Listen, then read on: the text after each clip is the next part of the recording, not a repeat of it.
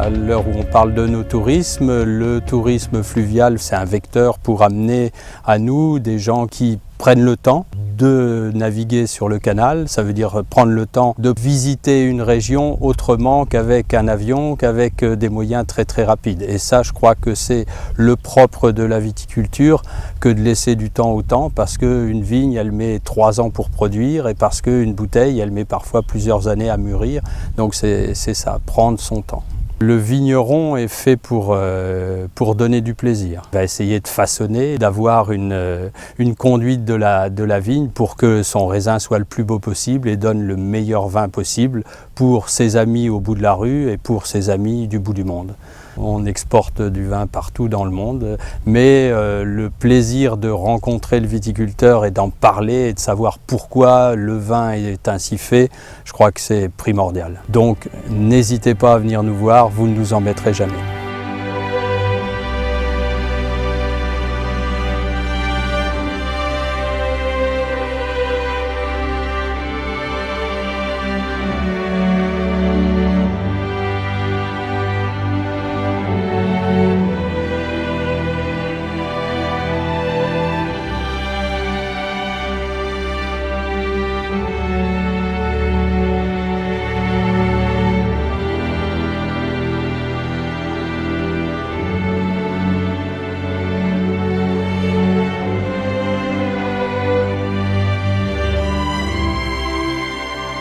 Le canal est très fréquenté puisque c'est le 2e en France en fréquentation. Aujourd'hui, on se rend compte que le canal, c'est un vecteur de vie. C'est un endroit qui met les villages en valeur, puisque le canal et la rivière passent au cœur de chacun de ces villages. Et puis, un des agréments principaux, c'est que sur le Nivernais, on peut s'arrêter partout. Vous avez le loisir, dans un endroit merveilleux, le soir, de vous arrêter, et le matin, de voir des animaux au lever du soleil. Tout un paquet d'animaux qu'on n'a plus trop l'habitude de rencontrer. En plus, à chaque ouvrage, que ce soit les écluses, les maisons éclusières, les barrages, il y a des choses qui sont belles à voir. Ce patrimoine architectural que nous ont laissé les anciens, on doit le mettre en valeur. Parce que, en fait, les gens qui viennent passer des vacances chez nous, ils ont envie de tranquillité, ils ont envie de belles choses, et ils ont envie de se passer. Par exemple, les Américains n'ont pas tout se passer.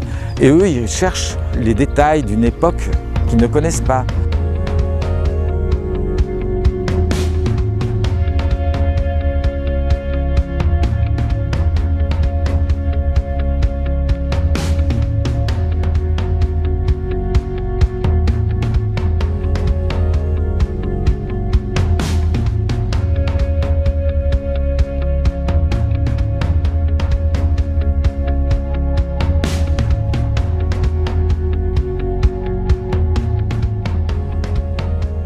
On a un parc de 250 vélos qui sont des VTC, vélos touche-main, des vélos qui sont adaptés à nos véloroutes et à nos routes de campagne. Pour faire court, avec la selle qui est plus haute que le guidon, les gens ont une position confortable pour pouvoir apprécier les paysages. Nos clients ne viennent pas faire du sport, ils viennent faire une activité physique, ils viennent découvrir nos richesses à vélo. On a créé un réseau de location qu'on appelle Véli Bourgogne. On a 16 vélostations, donc en partenariat avec des hôteliers ou des offices de tourisme. L'idée, c'est que les gens arrivent à un endroit, par exemple en train ou en bateau, prennent un vélo pour 2 heures, 2 jours ou 2 semaines et le laissent à un autre endroit.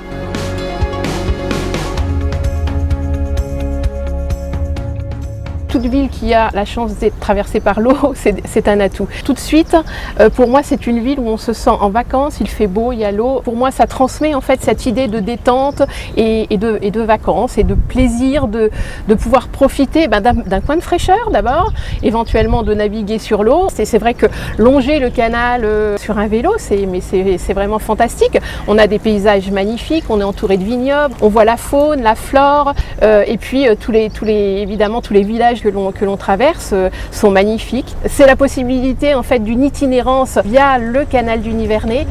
Quoi d'offrir de mieux à nos touristes que le canal du Nivernais, que l'eau.